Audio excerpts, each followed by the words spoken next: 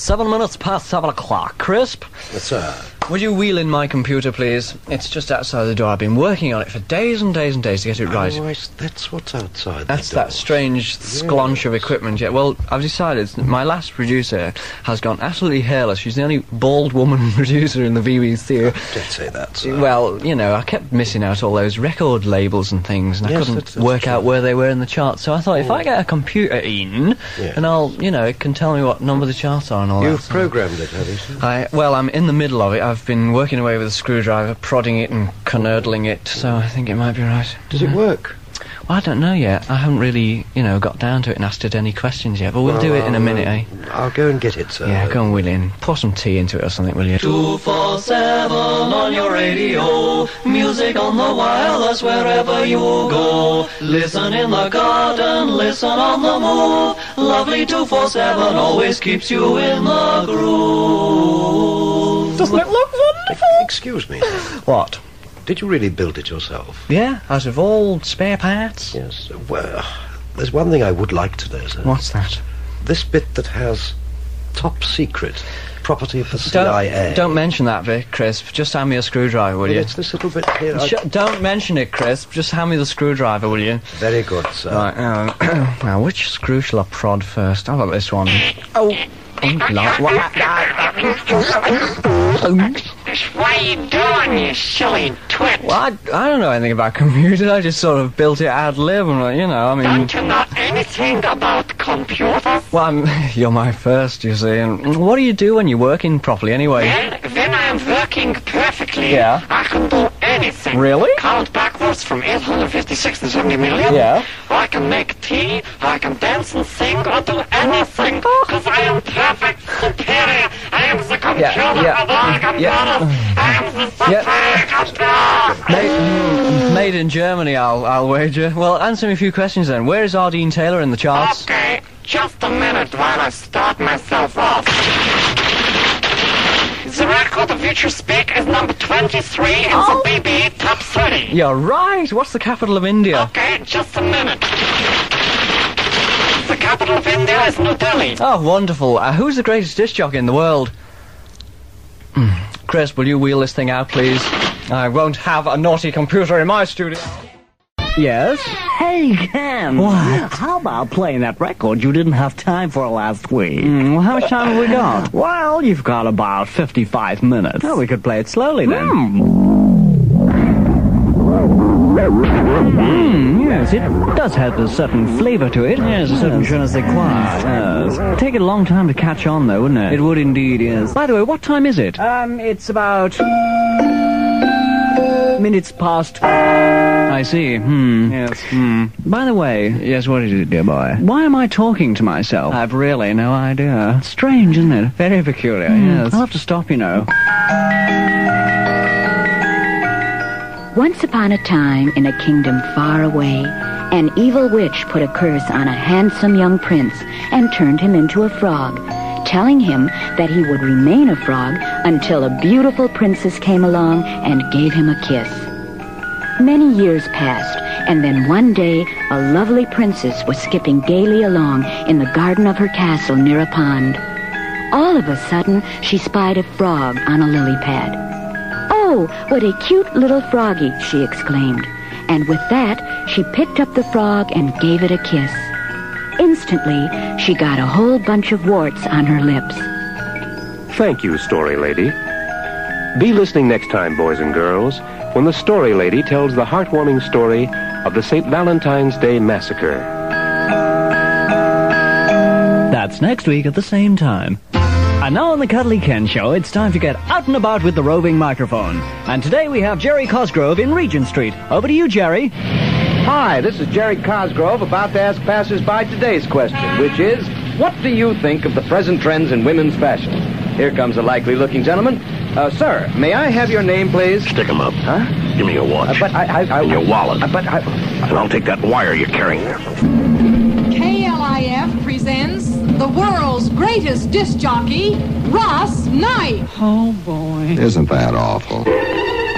I remember being in a group of BBC officials who were deciding what words to put with the jingles we were just going to buy from America when we first started up Radio 1. And they were all sat around in a huddle, and it went something like this, incredible as it sounds. It's great. It's great. Well, how about What? BBC Fun Time Radio 1 Fab Gear Man? Oh, my God. Dreadful. Any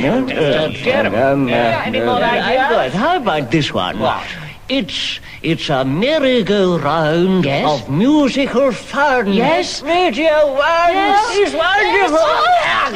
Oh, poor thing. Miss Dykebody, would you take this corpse to Radio 3? Nobody'll notice it there. And now, here's an advertisement that's strictly for laughs. It's from 1957, when commercial radio was just about starting to lose to television. I think it was about the time, yes. This is Joe Niagara doing the commercial. It's for Muntz TV that you can't get over here, so that's all right. It's covered that. And the name of the station is WIBG, or as he calls it, Wibbage, with the deal of deals. Are you tired of watching television on a small, postage stamp size screen? Are you? What are you watching right now? 7-inch? 10-inch? 12-inch? How would you like to see bigger than life 16-inch television, a brand new 1957 Muntz TV? Call Muntz right now for a free home demonstration, a brand new 1957 model in your living room this very day. When the guy asks, what'll you have? Make sure you say a Muntz TV. No thanks, Bob. Good morning to you and you and you and you. It's Cuddly up on the radio again. Well, kids, I won't talk about the power strike because everybody else is talking about it. And you never know, halfway through this bit, I might get cut off. And that would be a bleeding joke. And now, it's letters time. And the first one comes from Mrs. Egg's brother, and she writes, Dear Cuddly, on last month's show, you were talking about a pill that made you permanently relaxed without suffering any after effects. Well, that got me on to thinking, why don't they bring out one that comes out of the wall on a big metal hand, opens your lips, and crams a tranquilizer in your gob before you wake up? Then all the world would wake up in a good mood, thereby avoiding bloodshed and pillaging. Well, Mrs. Lungsburst, we forwarded your letter on to the Minister of Drugs, who replied, like, what's up, man? Don't bug me. And now, friends, it's Jingles We Have Known and Loved time. Yes, in all my years on Radio 1, pumping out jingles, 10 to the dozen. Here's my favorite. Up on the BBC, there's lots of fun for you and me. On the radio, on the turntable, we try to play the best that we can find. Inside the bottles of the Beeb, there is a considerable collection of music and plays and a vast assortment of tunes and fiddly bits of things that you can stuff right up your lug hole if you like. Thank you. Thank you. And now, Wireless Workshop presents A Chuckle Production. The Adventures of Rock Salmon. Part 3. Aubrey takes things in hand.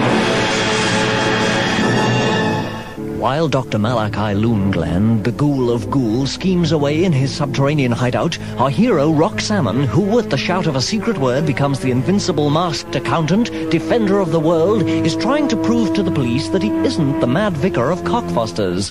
The law still think that he's the Phantom Flasher and have confiscated his underpants for forensic tests. Rock's sidekick Aubrey hasn't been idle. He's combed London in his search, and very neat it looks. Come with us now on these bars of exciting music and be transported to Harpington. Dearie dear, where is that Rock? While he's trolling around with those butch burly boys in blue, the world's in danger. Isn't it typical? He's left me to fight off the incredible mincing man, the astounding loathsome woodlouse, and the colossal strangling bindweed all alone. To say nothing of the crippling, galloping inflation which threatens to bring Britannia to her knees. He's so thoughtless. He is. I don't know. If it wasn't for the drag, I'd never have taken the job. Still, the spangle leotard is nice, and this really is the dolliest little tunic. Aubrey is wearing his Super Clark outfit of saucy scarlet helmet with diamante accessories, red and yellow stiletto shoes with silver wings on the heels, and his favorite tunic in matching pillar box red.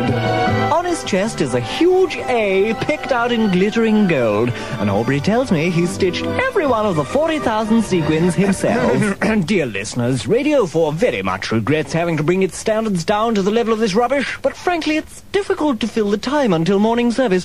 Gentlefolk in Cheltenham, however, can apply for a refund on their license. And now back to the stupid Aubrey. Oh, I'll scratch your eyes out. I remember when you were playing Juves in rep. Oh, bother, I've added me tights. Aubrey, quick as a snail, clambers fist over fist down the ladder and arrives at Rockside in the police station. The constables are stunned by this gay figure, but a few words of explanation put things right and Rock is set free. He finishes his transformation into the drab and lifeless personality of the masked accountant. Barely pausing to snatch his knickers from the lab, he and Aubrey soar into the Harpenden sky, their senses alert for danger. Even as they're winging their way westwards, the despicable Dr. Loongland is putting the finishing touches to his plot to hijack Ted Heath. Can the masked accountant get there in time? Will Aubrey be able to buy a new pair of tights? Is Ted Heath doomed? How deep is the ocean? How high is the sky? Miss next week's incredible installment at your peril.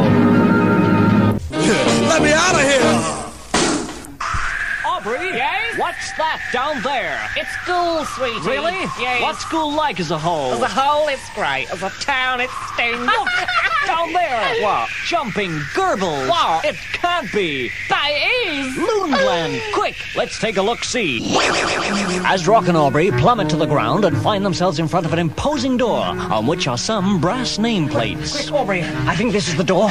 Yes, let's see now. Dr. Boris Badenough, neuropath. Dr. Vladimir Impossible, homeopath. Dr. Seamus O. Calcutta, osteopath. Dr. Malachi Loongland, psychopath. That's him. Yes. I wonder what the evil genius is up to this time. What sinister things are brewing behind that door. Meanwhile, behind the door... Leg iron? Yeah, Have you made that tea yet? Yeah, here it is. Good. I always say there's nothing like a nice cup of tea. What I always say is, I like a nice cup of tea in the morning. Because I know that after a day's slaving over a hot turntable, there's just nothing so as a nice cup of tea. Quite, sir. Rock is held prisoner by the malodorous, stenching, fiendish, swinling, pig swill-faced, Loongland. The dastardly doctor's schemes are about to succeed. Britain trembles on the brink of a catastrophe. Through the miracle of sound effects, we transport you to a dungeon in Ghoul. Gee, Rock. What? We just gotta get out of here. Don't worry, Aubrey. I've got an idea. Listen. How can Rock get them out of the impenetrable steel cage? Well, we haven't time to explain. Suffice it to say, with one bound, they were free. There. It takes more than steel bars to hold the master accountant. Yeah. Quick, Aubrey. What? We must stop Loongland. Not so fast, my friend. You underestimate me. Leg iron, wrap them in this aluminium baking roll. Curses foiled. Now, put Salmon on the table, strap him down, and turn on the circular saw. This'll cut you down to size. Rock is helpless. He watches in horror as the saw moves closer and closer. No! Its wicked glinting blade approaching his legs, ready to bite deep into his flesh. Loongland cackles in maniacal delight. Salmon, you're just half the man you were.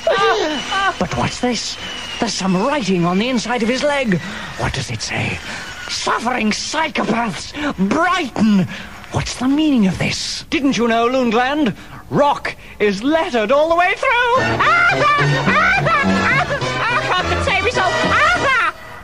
Is this some kind of a joke? Well, we just did it for a laugh. Well, two can play at that game. Leg iron, dismember Salmon's arms. You swine, you wouldn't. Yes, we'll make sure that the master accountant is quite armless. That was fantastic!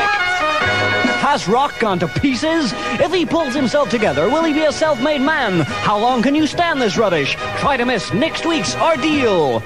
That program had a weekend. A London weekend. I hate to do it. I hate to do it. I hate it. I just can't take it.